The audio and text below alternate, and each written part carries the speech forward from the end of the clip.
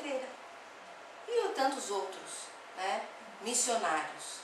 Eles optam por realmente sublimarem o impulso sexual, carnal, para construção de coisas necessárias para o progresso dos homens. Então, observadas as tendências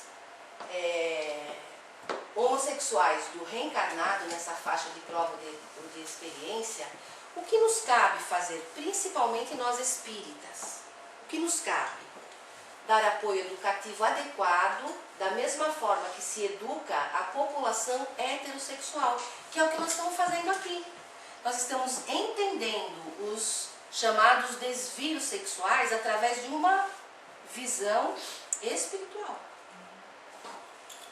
O entendimento atual sobre as questões da sexualidade caminha com base na aquisição do conceito de justiça e compreensão social de modo geral. Então isso vale para a homossexualidade, vale para a prostituição, vale para os desvios psicopatológicos. É claro que você não pode deixar um desviante psicopatológico que está colocando uma criança em risco à solta, mas ele precisa ser reconhecido como um irmão em desalinho.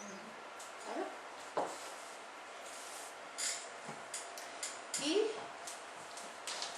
frente à vida eterna, os erros e os acertos nos domínios do sexo e do amor são analisados pelo mesmo elevado gabarito de justiça e de misericórdia.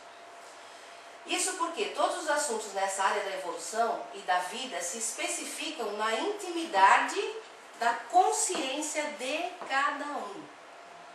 Então, assim, à luz do conhecimento, à luz da revelação, à luz da consolação, que é o Espiritismo, cada criatura deve se analisar, deve fazer um mergulho dentro de si mesmo. Não precisa falar para todo mundo, né? A não ser que necessite de aconselhamento psicológico, então aí precisa mesmo. Mas assim, à luz da nossa existência, nós devemos fazer um mergulho dentro de cada um de nós, identificarmos onde estão as nossas tendências e fazermos a correção através do nosso pensamento, sentimento e ação. Por que pensamento? A primeira questão é pensamento. Nós devemos escolher os estímulos mais apropriados para a nossa saúde mental. Então, se nós estivermos procurando revistas, vídeos que tratam de uma sexualidade animalizada, nós estamos colocando o que nas nossas mentes? Alimentos inapropriados, que vão repercutir no nosso sentimento. Então a nossa faixa emocional estará ligada na faixa emocional de criaturas encarnadas ou desencarnadas do mesmo nível. Consequentemente, as nossas ações serão compatíveis com o que nós sentimos e pensamos. Agora, se nós colocamos na nossa mente coisas, né, estímulos elevados, naturalmente que o nosso sentimento e a nossa ação será compatível com o estímulo que nós estivermos escolhendo. A conclusão é esse prólogo de Emmanuel na obra Vida e Sexo. Vocês têm Vida e Sexo aqui? É bom, viu? O que ele nos orienta, particularmente a nós que frequentamos as casas espíritas? Na questão de sexo, não proibição, mas educação. Isso é educação. Isso é educação. Não abstinência imposta, mas emprego digno com o devido respeito aos outros e a si mesmo. Não indisciplina, mas controle, porque o sexo, a energia sexual, é uma energia primitiva. Então precisa estar sobre rédeas. Não impulso livre, mas responsabilidade. E com isso, eu quero, não sei como é que está o horário, nem vi, mas com isso eu quero agradecer a oportunidade. Eu sempre digo nas minhas palestras no início, mas agora eu vou dizer no final, eu tenho aprendido no decorrer da minha vida, particularmente lidando com pessoas que apresentam transtorno mental, dependência de álcool, de drogas, e como militante da doutrina espírita, que nós falamos melhor aquilo que nós mais precisamos aprender. Então, deste grupo reunido aqui, certamente quem mais precisar aprender sobre esse tema sou eu. Porque meu ouvido está mais perto da minha boca.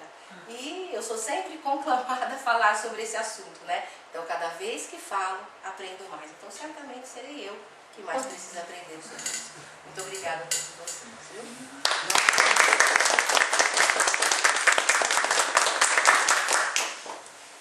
Eu não sei aí como é que vamos. Então, a gente deixa aberto para perguntas e respostas, né? Ou alguma colocação que alguém queira. Esse é um assunto, né? Que você pergunta, acho, né? Então vamos aproveitar, né? Você quer ligar para economizar a luz aí? A gente já tá com uma folha inteira aí, começa. Eu vou desligar, mas vou economizar a luz.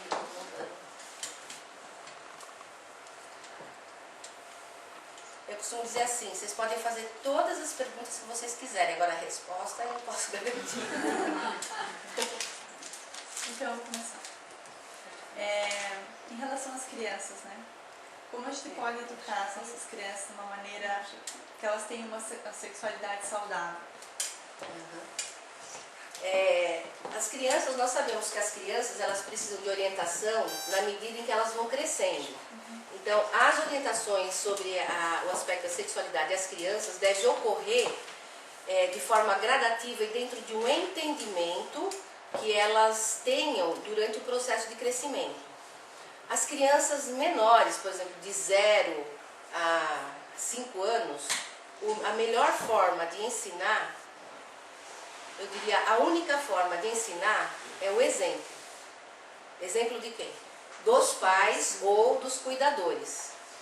Então, assim, se os pais e os cuidadores têm uma família, um lar, um contexto onde reine o respeito, onde reine a alegria, a paz, os bons relacionamentos, a criança vai aprendendo através disso, através do exemplo. Na medida em que as crianças vão crescendo, é preciso passar as informações sobre o ato sexual em si, todos os perigos, os riscos que envolve, particularmente hoje na questão, nós temos aí a questão da AIDS, das doenças sexualmente transmissíveis, isso tudo tem que ser ensinado para as crianças. Mas o que eu acho importante de se colocar junto com isso é toda a questão da afetividade. A afetividade e a carga de responsabilidade que envolve os relacionamentos íntimos, né? Então isso eu acho que é um aspecto fundamental, principalmente nesse momento em que nós vivemos uma abertura tão grande, né, da sexualidade. Então eu acho que explicar para a criança, mostrar para a criança a importância do respeito ao outro ser humano. A importância Respeito a si próprio. do respeito a si próprio e assim, considerar isso que nós estamos falando aqui, as emoções. Quando nós nos relacionamos com alguém de uma forma física, nós estamos estabelecendo compromissos espirituais. Um envolvimento, né? Até porque o corpo, vamos dizer assim, às vezes está preparado, mas a cabeça não está, né? Não acompanha, né? No caso, quando a criança é muito pequena e tem essa necessidade de estar tocando seus órgãos sexuais de uma maneira muito compulsiva. Dependendo da idade, isso é absolutamente normal. Crianças pequenas se tocam mesmo, porque sentem prazer. Né? Mas aí, no caso, como o pai, ou como os pais devem agir dessa maneira? De uma forma muito natural. Se, por exemplo, a criança estiver um pouco compulsiva com relação a essas coisas, o pai e a mãe falam, você não faça isso porque você pode ter a mãozinha suja, você pode estar provocando alguma contaminação, aí não sei como vocês chamam o órgão, fale o nome do órgão, né? E assim, com muita naturalidade. Né? Quanto menor a criança, mais naturalidade. Não apenas dizer não faça isso. Não. Explicar o porquê. Explica o porquê. Explica o porquê. E não despertar algo a mais Isso. que a criança não está nem considerando. Responda o que ela perguntou, né? Isso pode se tornar compulsivo. Por exemplo, nós podemos ter na faixa da adolescência uma sexualidade mais exacerbada, que também é normal, também é comum. Nessa fase os pais não conseguem perceber, porque aí eles se escondem, eles fazem... Né? Mas é normal essa coisa de tocar os órgãos, a própria masturbação é uma coisa natural, não tem... Né? É um processo de aprendizado, de reconhecimento do próprio corpo, a não ser que seja uma situação